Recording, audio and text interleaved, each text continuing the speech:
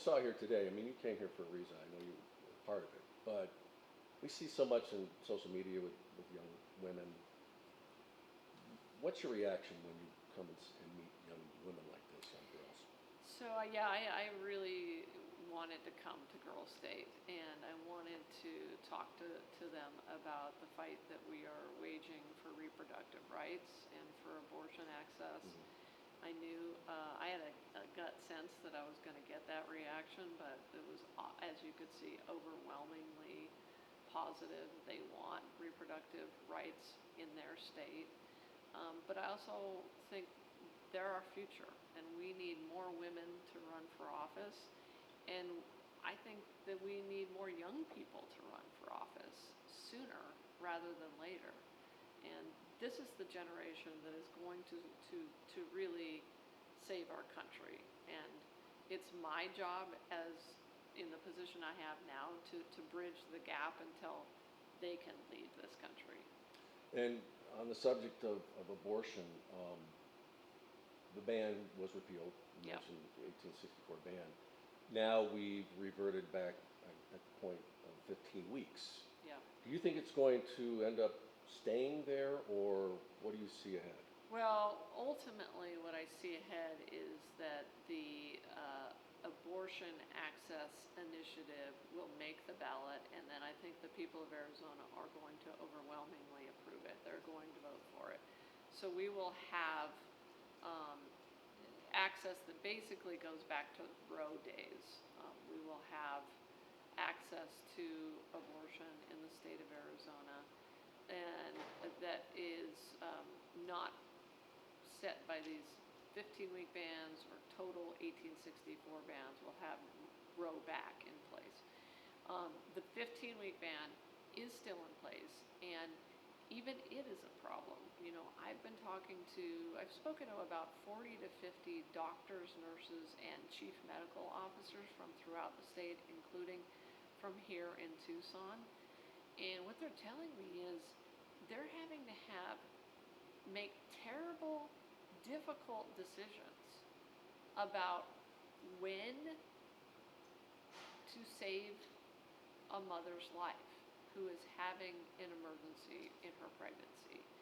Doctors are on a nightly basis in a hospital throughout Arizona having to call their lawyers to ask the lawyers whether they can intervene to save a woman's life and how long they have to wait to provide that treatment. I had a Banner emergency room doctor tell me, Kris, how long do I have to wait? And how close to death do I have to allow a woman to get before I can avoid being prosecuted under one of these bans? I mean, that is a terrible situation. And that's why I think we've been fighting so hard against the 1864 ban. We got the 90-day stay. We may appeal that to the United States Supreme Court. That will take additional time. And hopefully that ban will never go into place in the state of Arizona. When you see the polling, though, most Americans agree there needs to be the ability for reproductive rights in our country. Where you start to see it change is when they talk about the limits. This proposal they want to get on the ballot includes 24 weeks. Do you think that and even possibly beyond, do you think that Arizonans will go for that? I think so, because I think that Arizonans understand that, it should be doctors who make that decision, and families, and especially moms and women. You know, most fetal abnormalities that are fatal are discovered in the 20th week or the 21st week. Most people, a lot of people don't know that. It's not 15 weeks. It's 20 weeks. I met a woman in Texas recently was affected by the total Texas ban, who had had a fetal abnormality discovered at 20 weeks that would have meant that she would have crushed the baby in utero to death if she had had to carry to term. Crushed it to death, tortured the baby. And so she had, of course, she couldn't get the abortion in Texas, so she had to flee to Kansas. Some people are coming to Arizona under our 15-week ban, and that's the other problem with this 1864 ban is, you start to squeeze this down. You're seeing more and more states, unfortunately in the South, adopt these extreme bans. And then if a state like Arizona also has an extreme ban, that's one less state that women can go to get health care. Because ultimately, for many women, this is health care. I think the other sort of appreciated situation here is that when a woman is required to carry an unviable pregnancy all the way to term, it can ruin her ability to have a child in the future. It is destroying internal organs, and including a uterus, and that's not acceptable for the state of Arizona or politicians to destroy and ruin a woman's ability to have future children. And so there's just so many reasons for us to restore Roe versus Wade here in the state of Arizona. Another issue that would concern a lot of these young women we saw here today, they're athletes, and one of the other issues that's talked about is SB 1165, which was put into place a couple of years ago, but it's presently blocked. What's your position on that right now, and what do you say to parents who, have kids that are in, athletics, who possibly could see a biological boy on the field with them?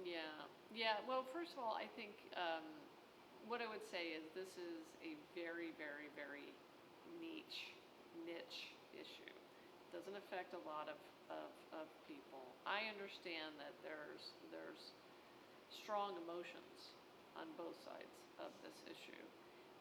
I decided to remove the state of Arizona from defending that case and that ban because I didn't think that it was constitutional. I thought there were serious constitutional issues related to it. Ultimately, again, I just don't think that this is at the top of the list of priorities for most Arizonans. I think most Arizonans are worried about whether they can afford rent. They're worried about getting our fentanyl crisis under control, which is something I am laser focused on. They're concerned about making sure we have reproductive freedom in this state. They're concerned about our water supplies. This is one of those sort of wedge issues that I think the sort of MAGA extremists want to put out there to try to win elections. One thing I hear from people all the time about the border. Yeah. President Biden just put through this executive order, many asking, why now? And is this going to make any difference? Because they've been waiting 3 years and not seeing anything happen. What I would say is better late than never. And so I have been, as you know, I've been pretty critical of myself of the Biden administration on this issue. I'm a Democrat, obviously, but I also believe that not enough has been done either under this administration or even the last administration to help us in Arizona. More than half of all the fentanyl that has been seized in the United States in the last 2 years was seized in Arizona. We're the fentanyl funnel for the rest of the country. It's come through ports, it's coming across the border. So I am glad that the Biden administration did that executive order. I think it will help. It's not the be-all and end-all. What should have happened is that Congress should have passed the bipartisan legislation that it had in front of it a few months ago, but that Donald Trump said to leaders in Congress, no, don't pass that bill because it's not politically advantageous for us to fix the problem right now. But people here, they're not buying that because they saw that Trump did put through executive orders, and we had some of the lowest numbers coming across, and that they've had to endure this with nothing being done. Yeah, well, I do think that, again, the Biden administration is starting to move, is starting to act. That's good news. My office is doing everything I can to prosecute the fentanyl coming across the border. That's why I want the legislature to keep my budget at least whole. Um, we're the top law enforcement agency in the state of Arizona. We are on the front lines of attacking this fentanyl crisis. We have the biggest drug unit in the state of Arizona, and yet I've got legislators who are threatening to cut my budget. That's insane. So here on the local level, we also have Republicans in the legislature, unfortunately, that seem to want to cut the budget of local law enforcement and of my office. And we're the ones trying to seize that fentanyl and do everything we can to support our border sheriffs and our local law enforcement in their ability to address it. And the state legislature just put through HB 2060. Your thoughts on that, and what do you think is going to happen? So I think it's going to blow a hole in the budgets of a lot of local law enforcement. It puts incredible pressure on our law enforcement agencies at a time when we're underfunded already. And I think it's going to create havoc for our business community in the sense that we're going to be the subject of derision and boycotts from across the state. It's going to be Senate Bill 1070 all over again, and it's not the answer. The answer is for the federal government to provide more resources to the state of Arizona and for addressing the border, getting the border under control. That does need to happen. And the answer also is, I believe that we could have the federal government, and this would be a legitimate approach, voluntarily delegate some duties to our local law enforcement officials if they want to take on those duties. So I'll give you an example of that. We know that the Mexican drug cartels are floating balloons and drones over the border, sometimes as deep as 30 miles inside of Arizona. I think we should have the ability to shoot those drones out of the sky.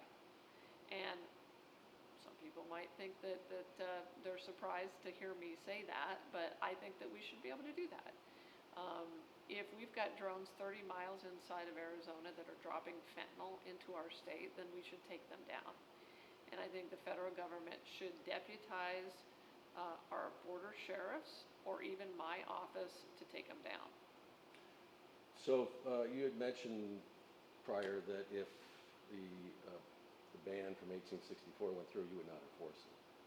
If 2060 goes through, will you enforce that law that voters pass? Well, I think, one of the things that I think we got to look at is our resources. Obviously, that's something that I will tell you we're looking at right now. We're still in the process of, number one, looking at its constitutionality, but number two, looking at whether, we even have the resources to address it. And then I know that local law enforcement has been opposed to it from the standpoint of their own resources. And so what I would say is watch this space, and we're going to try to figure out what it means if it gets passed. I hope it doesn't pass, and I hope that people of Arizona understand that we already are facing a $1.8 billion deficit or something on that order, and this takes us hundreds of millions of dollars higher. And this is all connected, really. You mentioned the fentanyl crisis that we're dealing with, and a big issue with the folks here in southern Arizona is crime. Yeah.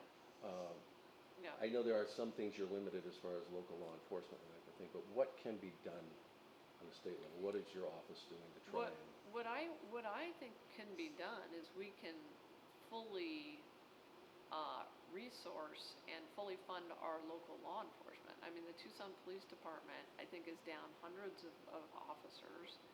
They have cars. They still have Crown Vics in their fleet, which was, part of why one of our officers here died. I attended his funeral. It's outrageous that local law enforcement departments like Tucson PD still has to use Crown Vics from the 2000s. So next legislative session, I am going to call on the legislature to fund adequately our police departments, our police officers, and the equipment that they need, including their cars, to keep our communities safe. If we didn't have a $1.8 billion deficit, we might be able to actually fund our police departments and make our communities safer. I want to take you back to the 2020 election. I want to give you an opportunity to speak on this. With several indictments have gone out, why is it so important to move forward on that? You're talking about the fake electors or some of the other cases. Yeah, no. So look, I can't say too much about it because it's an ongoing investigation and it's a criminal indictment. Those are criminal indictments. We'll say we have obviously handled the initial appearances of a number of these defendants who we allege were involved in an attempt to undermine American democracy. It's so important for us to do this case because there's nothing more serious than an attempt to overthrow American government and democracy and to interfere with the peaceful transition of presidential power. I don't think there is a more serious offense than that. And to allow it to go unaddressed, I think, is unacceptable to most Arizonans. And we can't ever have a situation again in which a group of individuals purport to be electors when they're not and engage in what was essentially a scheme that went high up in the government to undermine our democracy. And we're so divided now, and there's this, the state Republicans are attempting to get an impeachment against you. Are you reaching out, are you addressing any of those issues that they have, or do you just look at it as it's just partisan? It's kind of a sad commentary on where our politics are right now. As you know, I'm a former Republican who became a Democrat. This is not something that I think my former party ever would have done. I believe that the Republican Party of today is sick, and the leadership of the party has almost hit rock bottom. I mean, they're trying to impeach me for doing my job, and that's absurd. Yeah, we reach out all the time to Republicans in the legislature to work on things like fighting the fentanyl crisis, and I just certainly, we don't think that this is going to happen. We don't believe that they will actually try to impeach me. But I will say this: I'm never going to stop doing my job of protecting the people of Arizona, standing up for consumers, and going after things like elder abuse and protecting our water supplies. None of this is going to get in my way. You touched on it. I mean, how do we fix this? How do we somehow come together? Because we still have to work together. We do. We do have to work together. And we are stronger when Republicans and Democrats do work together. So that's why, despite the fact that they are, have this insane committee and have talked about impeaching me, I still am working with them. We worked with Republicans on a fentanyl related bill this legislative session, and I will work with any Republican on water issues. I'm working with local Republicans on water issues who want to solve these issues. But at the end of the day, I do believe that the Republican Party has got to get its house in order. They have got to come back to the party they were when I was a Republican. They have got to come back to reality, and we have to have a shared reality and a shared set of facts. And they have to once again become a fact-based party, not a party focused on fealty to one person. And at the end of the day, that's got to happen before I think we can all really come together. But I will say, at the local level, I think we are coming together, and that's a good sign.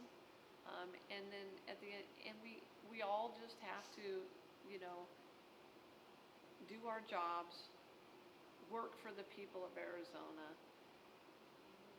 be about them. And that's what I try to do every day as Attorney General. I focus on the issues in front of me. I remember that I was elected to be the lawyer for the people, and then I try to tune out all the other garbage. And my last question, and we just passed Memorial Day, but today's a very special day. Special day. 80th anniversary of D-Day. Yeah. Your thoughts? It's an incredibly poignant and special day, and I think it reminds all of us why it's important to continue to protect this beautiful, precious, irreplaceable democracy of ours. And it's a reminder that millions of Americans have died or been harmed and injured to protect this democracy. And we can't let the year 2024 be the year that we lost the democracy that they fought on the beaches of Normandy to protect. And we have to protect this democracy to honor those men and women who fought in World War II, including my grandfather, who fought in the Pacific Theater. That's, at the end of the day, why we have to continue to fight for our democracy. Thank you. Take your time. All right.